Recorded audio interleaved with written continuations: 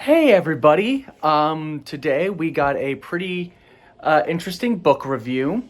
It is The Girl with the Girl with the Dragon Tattoo by Stieg Larsson. Um, Now, I had a lot of expectations going into this one. For God's sakes, it's spawned off multiple movies, four of which are considered good, one of which not, but also has been inspiration behind a lot of other movies and even other pieces of detective media. Some of the some of the most prominent ones that I know of include films like Prisoners and oh God, what's the other one? You want to know what? It doesn't matter. But I was very excited to read this because I've heard so many good things about it. And before even reading this book, I saw the David Fincher Rooney Mara movie from 2000, I think 11. So let's dive into this. Now, what do I think of the book overall? I think the book is pretty damn good. Not great, unfortunately. Not great. But though pretty good. What's weird is that I do partially prefer the movie over this, and it's for a couple reasons.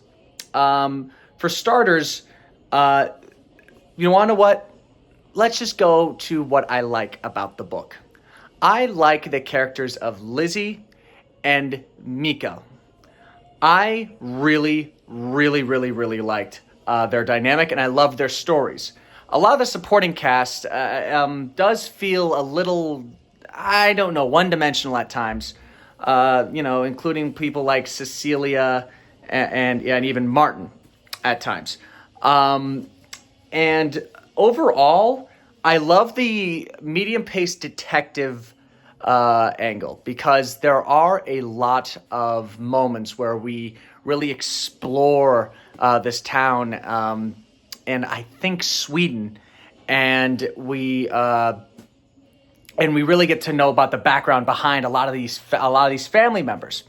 And I loved the exploration behind that because it really does show, that even like powerful people have their lives in very knotted and secretive ways. There are a lot of twists and turns in this book that I wish I could say I didn't see coming, but I saw the movie, and so unfortunately I made the mistake of watching the movie first before reading the book. But I do like that the book is kind of better in the movie in that it does give a lot more in-depth context behind a lot of these characters and their choices. And on top of that, it does go much more in depth into the injuries that are sustained by some characters. While when you watch certain scenes in the movie, you know they're effed up and wrong. But when you actually read it and you actually get a very in-depth description of said injuries, it really stings a lot more. I can definitely see how this was considered a genre definer and like a goalpost mover or something like that, because there are things that happen in this book that I don't think I'd ever even considered before. But then again, I've seen in movies and all that stuff like that. And, for its time, this came out, I think, in 2005. So for its time, it definitely started pushing boundaries, the likes of which hadn't really been seen before, at least in terms of American sensibilities. Overall, I'd say up until I think the last 100 pages or so, this is a really good book. However, like the movie, there's a fourth act that happens with this story that kind of just feels tacked on because it happens after they solve the mystery. Once they solve the mystery behind the island and who's been killing all these women, there's still more story. And it really bogs down the book really bad. If it had just ended there on sort of a bleak note, and hell, there is a sort of epilogue that follows Lizzie and her relationship with Miko. And if they had just cut from the end of the murder to there, I think it would have been a really good book because it ends in a way where you just feel, Oh, okay, I suppose. You know, that emptiness that comes from sadness, from like feeling empty inside from a depressing ending. If it ended like that, this would easily be a 9, maybe even a 10. But it just drags on because it feels like it needs to resolve a certain character storyline, consider what happens at the beginning. And it really, I got to the point where I'm just like, okay, are we finished yet? Please, I want to be done with this book. And it just switches genres. It goes from this detective mystery to something like almost like espionage thriller. It doesn't clash very well, and it just feels tacked on. So other than that, I say, this is kind of a necessity that I think people should read every now and then. I'm not like there's a reason why I've been vague, because even after almost 20 years since this book released, it does deserve to be read with a very empty mind without any sort of spoilers.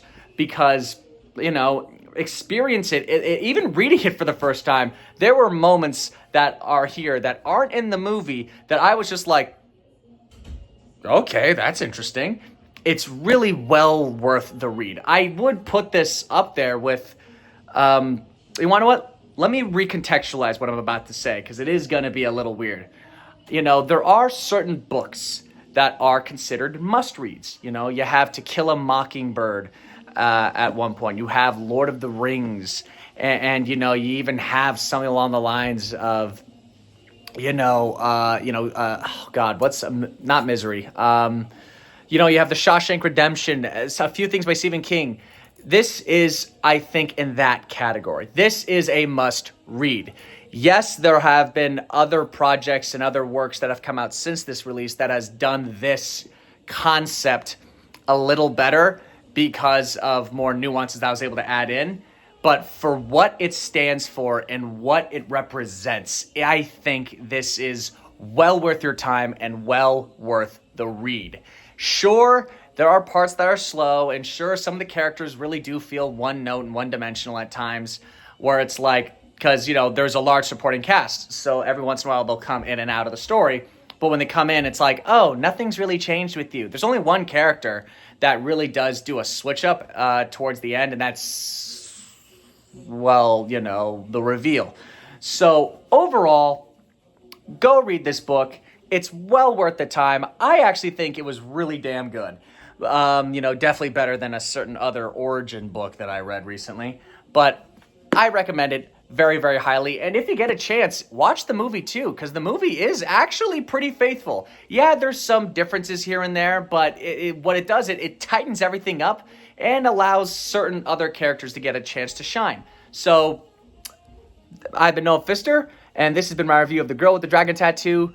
Please pick it up at your local bookstore, at Barnes & Noble, or, if Borders, if they're not open. Pick it up somewhere. It's well worth the time, well worth the read.